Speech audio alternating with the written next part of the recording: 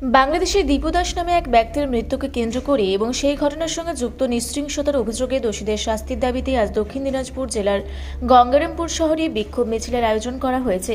আয়োজকদের দাবি, বাংলাদেশে দীপু দাসের উপর নির্মম অত্যাচার চালিয়ে তাকে হত্যা করা হয়েছে। পাশাপাশি ওই ঘটনার প্রতিবাদে কলকাতায় সাধু সন্তদের বিক্ষোভ কর্মসূচিতে পুলিশের লাঠিচার্জের ঘটনাকেও তীব্রভাবে নিন্দা করা হয়। দুপুর 3টায় গঙ্গারামপুরের কালীতলা দলীয় কার্যালয় থেকে বিক্ষোভ মিছিল শুরু হওয়ার কথা রয়েছে। মিছিলে অংশগ্রহণকারীরা দোষীদের দ্রুত গ্রেপ্তার ও দৃষ্টান্তমূলক শাস্তির দাবি জানাবেন বলে আয়োজকদের পক্ষ থেকে জানানো হয়েছে। পরিস্থিতি নিয়ন্ত্রণে রাখতে প্রশাসনের তরফে নিরাপত্তা ব্যবস্থা জোরদার করা হয়েছে।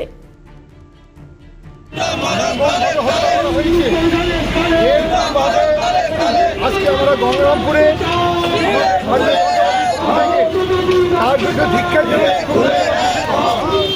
আমরা মনে করি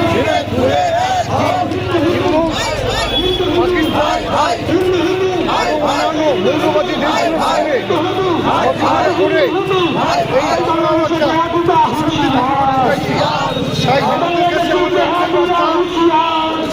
হিন্দু ভাই ভাই সব বিভেদ করে হিন্দুদের এক জায়গায়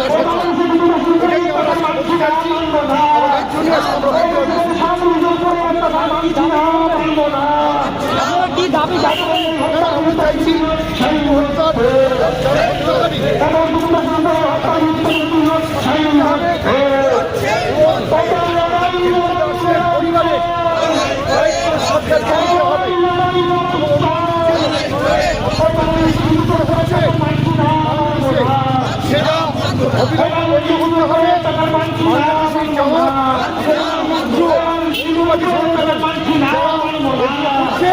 তাদেরকে সরিয়ে দিয়ে করতে হবে এই বাংলা শান্তি। ঘটনা ঘটে তো অনেকদিন হয়ে গেল, ইতিমধ্যেই বামপন্থীদের সিপিএমের মিটিং হয়ে গেছে, আপনারা এত পরে আমরা ডাইরেক্ট এসআইআর নিয়ে ভোটার লিস্টে নাম ওদের মাথামাঝামি বিজেপি দলের তৃণমূলকে হারানোর জন্য বিশেষ করে ভোটার লিস্ট এবং এসআইআর নিয়ে আমাদের যথেষ্ট কথা আছে। আমরা এই সব করছি করার পরে আজকে আমরা ধন্যবাদ জানাচ্ছি।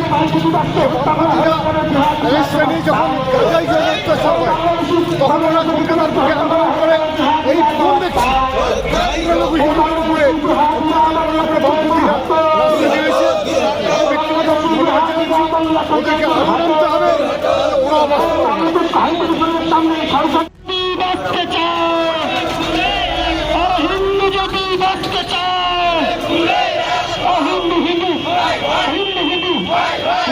দক্ষিণ দিনাজপুর থেকে বিদ্যুৎ কুমার মাহাতোর রিপোর্ট, রূপসী বাংলা মিডিয়া।